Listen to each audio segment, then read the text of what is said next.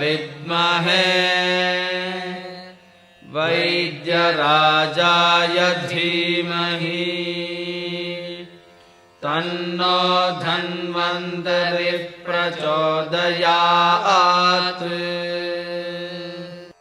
ನಮಾಮಿ ಧನ್ವಂತರಿಂ ಆದಿದೇವಂ ಸುರಾಸುರೈರ್ವಂದಿತ ಪಾದಪದ್ಮಂ ಲೋಕೆ ಜರಾರುಗ್ಭಯಮೃತ್ಯುನಾಶಂ ದಾತಾರಮೇಶಂ ವಿವಿಧೌಷಧೀನಾಂ.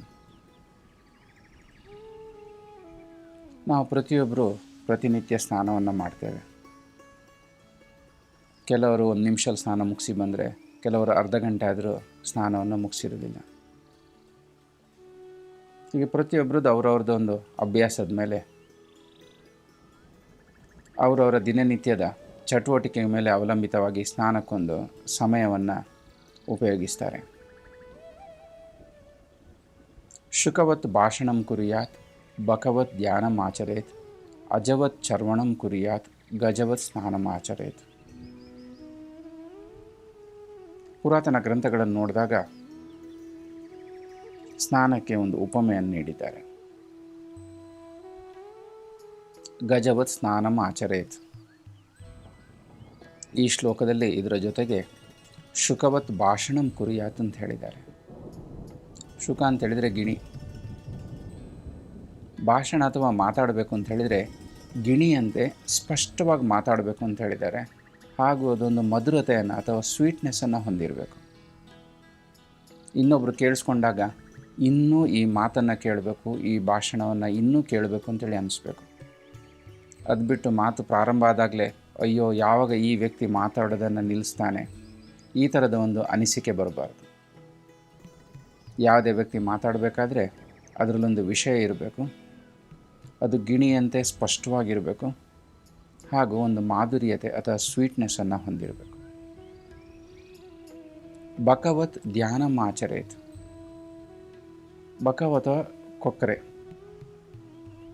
ಅದು ಮೀನನ್ನು ಹಿಡಿಬೇಕಾದ್ರೆ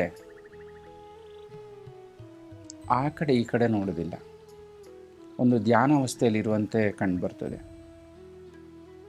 ಯಾವಾಗ ಅದರ ದೃಷ್ಟಿಗೆ ಮೀನು ಬರ್ತದೋ ಕೂಡಲೇ ಅದು ಮೀನನ್ನು ಹಿಡಿತದೆ. ಯಾರಾದರೂ ಧ್ಯಾನ ಮಾಡಬೇಕು ಅಂತ ಹೇಳಿದರೆ ಈ ಬಕದ ರೀತಿ ಒಂದು ಕಾನ್ಸಂಟ್ರೇಷನ್ ಇರಬೇಕು.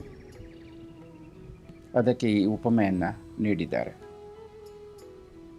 ಅಜವತ್ ಚರ್ವಣಂ ಕುರ್ಯಾತ್. ನಾವು ತಿಂದಿರುವಂಥ ಆಹಾರ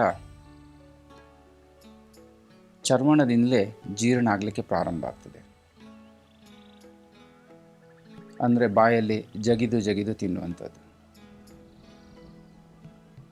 ಇದಕ್ಕೆ ಉಪಮೆಯನ್ನು ನೀಡ್ತಾ ಅಜ ಅಥವಾ ಆಡು ಯಾವ ರೀತಿ ಚರ್ವಣ ಮಾಡ್ತದೋ, ಯಾವ ರೀತಿ ಅಗಿದು ತಿಂತದೋ, ಅದೇ ರೀತಿ ವ್ಯಕ್ತಿಯು ಆಹಾರವನ್ನು ಅಗಿದು ಚರ್ವಣ ಮಾಡಿ ತಿನ್ನಬೇಕು ಅಂತೇಳಿ ಹೇಳಿದ್ದಾರೆ. ಜೀರ್ಣಶಕ್ತಿಯು ಬಾಯಲ್ಲೇ ಪ್ರಾರಂಭ ಆಗ್ತದೆ. ಅದರ ಒಂದು ಸಂಪೂರ್ಣ ಒಂದು ಉಪಯೋಗ ಸಿಗಲಿಕ್ಕೆ ಒಳ್ಳೆಯ ರೀತಿಯಲ್ಲಿ ಚರ್ವಣ ಮಾಡಿ ಅಗಿದು ಆಹಾರವನ್ನು ಸೇವಿಸಬೇಕು. ಶ್ಲೋಕದ ಕೊನೆಯಲ್ಲಿ ಹೇಳ್ತಾ ಗಜವತ್ ಸ್ನಾನಂ ಆಚರೇತ್ ಅಂತ ಹೇಳಿದ್ದಾರೆ. ಸ್ನಾನ ಮಾಡಬೇಕು ಅಂತ ಹೇಳಿದರೆ ಆನೆ ಯಾವ ರೀತಿ ಸ್ನಾನ ಮಾಡ್ತದೋ ಅದೇ ರೀತಿ ಸ್ನಾನ ಮಾಡಬೇಕು ಅಂತೇಳಿ ಒಂದು ಸ್ಪಷ್ಟವಾಗಿ ನಿರ್ದೇಶನವನ್ನು ನೀಡಿದ್ದಾರೆ. ಇಲ್ಲಿ ಗಜ ಸ್ನಾನ ಮಾಡಬೇಕು ಅಂತ ಹೇಳಿದರೆ ಸಾಕಷ್ಟು ನೀರಿರುವಂತಹ ಜಲಾಶಯದಿಂದಲೇ ಸ್ನಾನ ಮಾಡ್ತದೆ. ಎಲ್ಲಿ ಅಲ್ಪ ಸ್ವಲ್ಪ ನೀರಿರ್ತದೋ ಅಲ್ಲಿ ಸ್ನಾನ ಮಾಡಲಿಕ್ಕೆ ಗಜ ಅಥವಾ ಆನೆ ಹೋಗೋದೇ ಇಲ್ಲ.